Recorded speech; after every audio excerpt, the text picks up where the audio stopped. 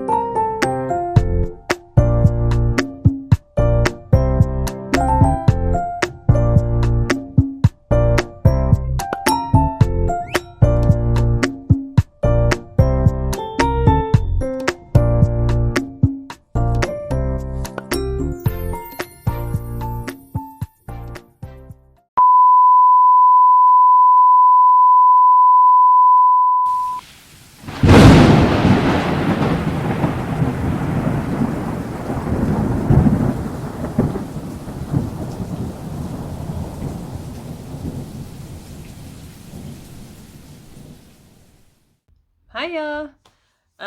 Okay, so it's been about a week now since I went to see Frankenstein. So I thought I would pop on here just to do a quick review of the two movies. So it's Frankenstein and the Bride of Frankenstein.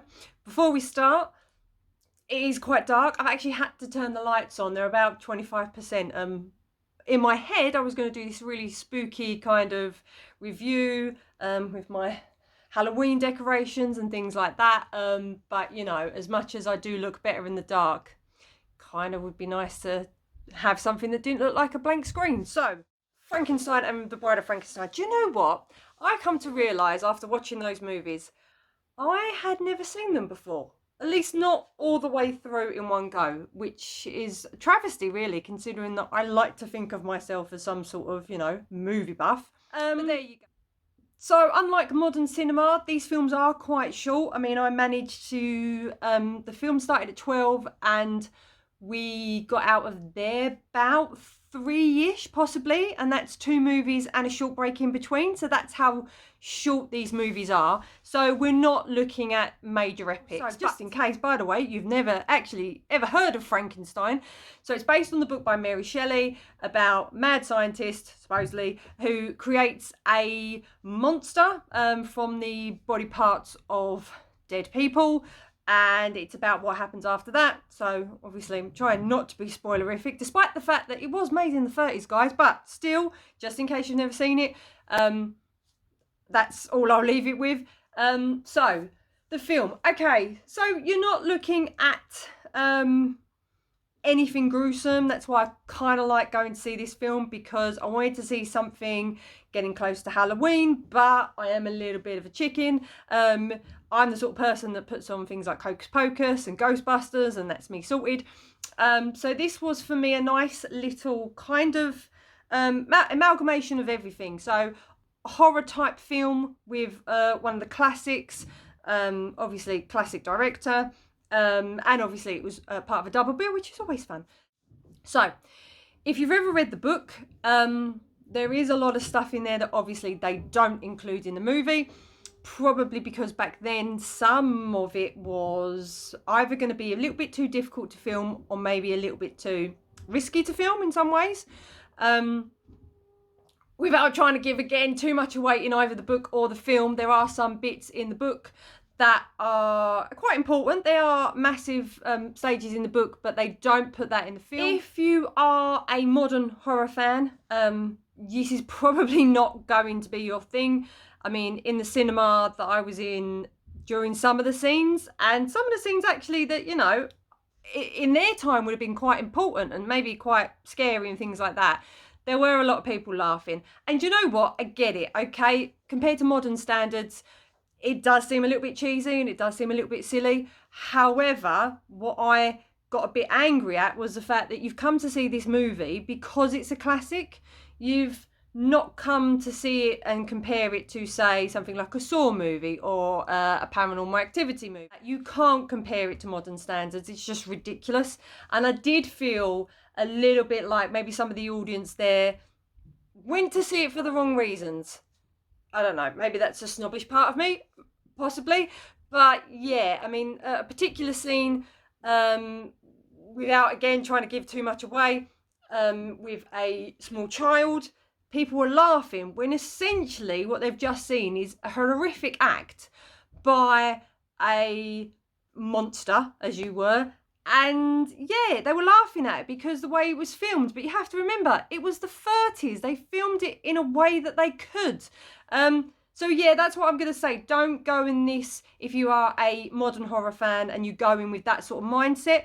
You have to go into this looking at it as a film in itself, like a classic film. What did they do then to make this film still be loved and adored all these years later? Okay, and that's what you have to go in for. Another thing I really enjoyed was like James Whale's use of shadows. So I don't know what it was, but it's just the way that they made the characters appear even larger or even sometimes more monstrous just because of the use of light, like the way that their shadows were cast onto the walls. I found it was a really good effect, and you think they're only working with those sorts of effects. They don't have the CGI that we have today. So that I thought was really brilliant, actually, because it was very atmospheric, and despite the fact that I knew this was a film, very old film, I really got involved in it. I really enjoyed it. So in this second movie, they use parts from the book that they hadn't used in the first film. So for example, not too much of a spoiler, I hope, the scenes with the old blind man. Obviously there are things that were not included in the book at all, hence why we have The Bride of Frankenstein. But yeah, don't get me wrong, I still enjoyed this movie. There were still some really good elements to it. I just think, and I know this seems really weird because this actually comes from the book, but when the creature learns to speak, I guess I lose a little bit of it. I felt more sorry for him, obviously, when he couldn't communicate, as you would, because you see the frustration in Karloff's face. The way he acts, you can tell how he's feeling. Whereas he then starts to use words, and also there are some things in the film which obviously was very acceptable back in the 30s that in modern day cinema you're like, maybe not. However, saying that, ironically, despite the fact that I didn't like the fact that he could now speak, he does have a really, really good line, which again, won't spoil, but he ends the movie with this fantastic line. Even the usher who was sitting next to me in the cinema started snivelling, even apologised for crying, which I was like, no, don't worry about it. It was a fantastic ending. So yeah, so I kind of guessed that I wouldn't have got that really good line unless he could speak. There you go. So to sum up, if I was to give it a score, and remember, I'm scoring it as, like I said, somebody who's not a massive modern horror film fan. I actually, as a film, would give the original Frankenstein 9 out of 10. Absolutely. And then The Bride of Frankenstein, possibly 7.5 out of 10. Mostly because, to be fair, The Bride of Frankenstein is hardly seen, despite the fact that it's called The Bride of Frankenstein. I just would have liked to see maybe a little bit more. I don't know. Maybe I'm asking for too much. I've kind of got it in my head now that I would like to go out and watch more of the Universal films. So obviously, you know, your Bela Lugosi and your Lon Chaney Jr. and people like that. So if you've got any recommendations for films that, you know, I should check out, please put them in the comments. Also as well, I'm thinking possibly to get more into the whole horror side of it without getting too horror side of it. I might start watching some Hammer horror films.